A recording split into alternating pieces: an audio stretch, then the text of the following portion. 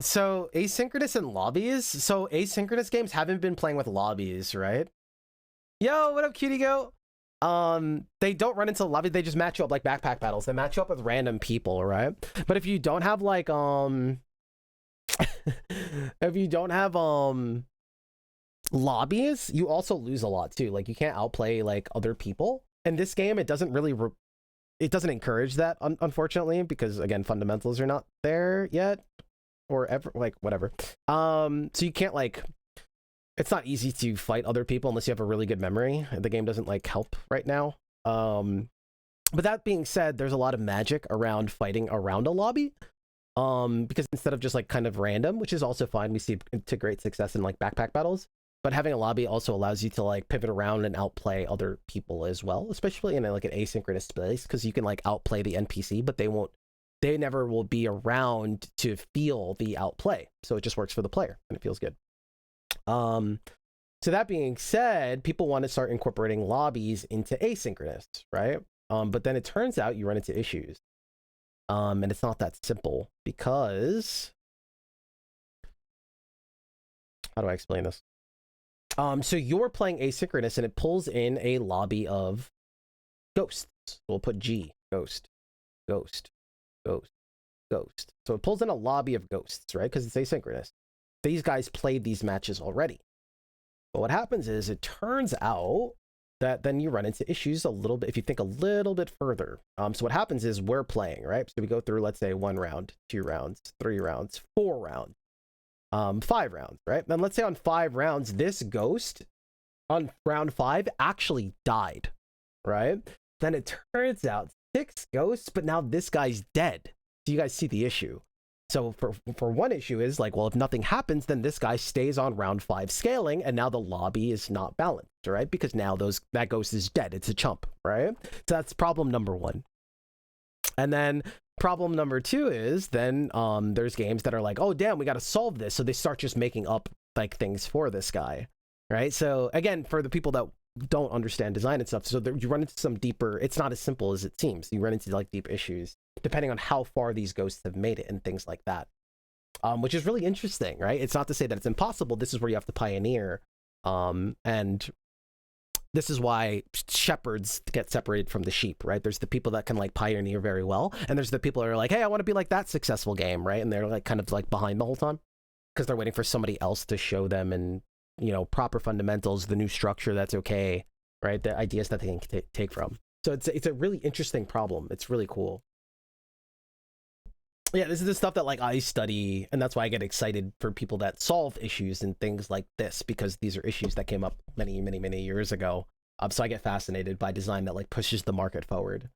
Which right now, that's why I'm like, okay, fundamentally, we can't, like, for instance, the fact that I can't like see somebody's board, right? That would be like a really powerful fundamental thing. So I'd be like raving about the game because I would have more space to play in. But we don't have a lot of things that are hampering my enjoyment of the game currently, because we don't have those things that, like, we're at a fancy restaurant. We're like, oh my god, look at my restaurant, but I don't have the silverware to eat, right? They're not, fundamentals are not just things that like, oh yeah, well, we'll get to it. We'll get to it. No, it's part of the experience. It amplifies it. It's everything. Can you just remove death and have a fixed number of rounds like backpack lobbies? Can you remove death and have a fixed number of rounds like backpack? So backpack does not. Oh, I see what you're trying to say. So backpack doesn't have a fixed number of lobbies, right? Backpack is you need to win 10, and you can win 10 and 10, or you can win 10 and 15, right? So it does not actually have a fixed number of lobbies. It has a fixed maximum though. But I like where your head's at. What if death wasn't a thing? What if you had a lobby? What would a game? Oh, I like where you're bringing my head. Okay, let's talk it through. I'll show you guys how the game doctor stuff works. I never thought about it. So let's see. And I'm sure it's probably something obvious once we look. So you're asking, and it's not like backpack lobby. Backpack doesn't do that. Let's say we took away health. And what if we had a game that had a structure that said, that we are going to competitively battle. And no matter what, the game works in the best of 10 rounds. So this is, let's just hypothetically say 10 rounds. No matter what, this is 10 rounds. What would that game look like? What would that game be? This is 10 rounds no matter what. Cool. So then you would start to ask the questions, what differentiates a win from a loss? What are we competing for in these 10 rounds? What is a victory? What is doing good? Right? Are we competing for score in 10 rounds, right? So what happens is you're going to start to realize that I don't even have to dig that deep, and you run into a world of issues, unfortunately. A world of issues. I don't even have to go that deep. Like, for instance, score, right? And I'm now, when I say that there's issues, I'm not saying that, again, this is why it's an art form. People will solve these things, but it comes with a lot of issues, which I'm saying is things you have to look out for. So if somebody came to me with this, I said, well, you're gonna have to solve these things. For instance, let's say we're competing for score. If we're competing for score, we run into other long-term issues. So for instance, what happens to the player that's doing bad? All right, this is how deep the rabbit hole goes. So it's like, hey, we're on round 4, and if they can see a score, and this person has 100, and this other person has 500, what is keeping them from just leaving and not going through 10 rounds? Because if we say 10 rounds, no matter what, that means even if you're doing terrible, you're expected to play the race out, right? And this is a lot of games suffer from, right? This is where you see people leaving matches in competitive games. So again, this is a big blind spot people would run into and have to solve that during the fundamental phase. So do you see how this is a world of game doctor work that I'm trying to like show you guys, is where like your ideas, even if you didn't create anything yet, can be checked. This is what happened with Slothworks. This is what happens with, you know, every publisher client that comes to me and they're like, hey, I don't have a demo yet. It's like, cool. That's the best time, right? Because you didn't waste development time yet. You need to solve these things. Now that's just hypothetical, right? Doesn't mean they're playing around score.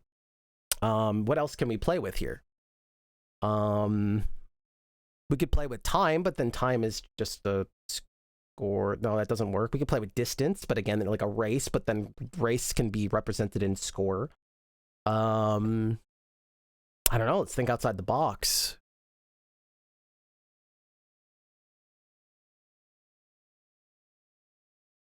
What if you were playing to battle each other and wins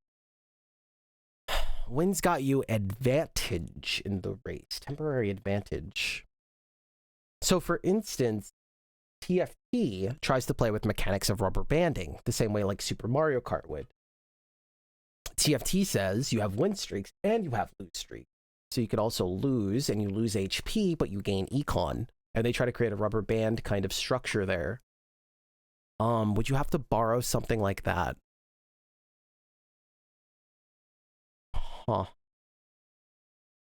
Yeah, so there is no like agree or disagree, right? What I'm saying is there's work that like no matter what, even if everyone didn't agree in the world, it doesn't matter, right? If that makes sense.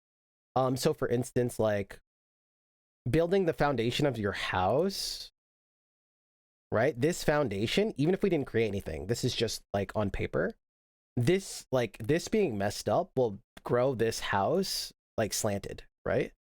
Like no matter what, we don't have to agree upon it or not. It's just that's just how life works, right? If that makes sense. So this is 90% of the market today, right? And that's why you get band-aids on release. This is why you get mixed reviews on release. Is like you have to fail along the whole way to launch at mix. You have to literally ask for it, and that's really sad. That's why we talk about it every day and say, hey, this game's gonna launch bad, and it launches bad. It turns out there's signs. There's literally clear signs to what makes a good game. Welcome to the Game Doctor work. This is really cool though. So yeah, you could see whoever brought up like let's say it was a fixed number of rounds. It's not that simple. There's a world of issues that would need to be solved, and a lot of potholes that games today even run into, even not doing rounds, and this would amplify that issue. So you have to solve those first before you can even dance in this world. And I'm not saying it's impossible. I would love to hear a solution to that. I'm sure there is, right? It's an art form. So, but you'd have to change the conversation. I would imagine that this is the issue, and it's changing this conversation. Maybe it's something with like party game, right? Where it's more party and not a race, but more fun, right? Like, let's say the conversation wasn't to win, but it was to build something wacky, right? And there was no winner. Oh. I thought of one idea.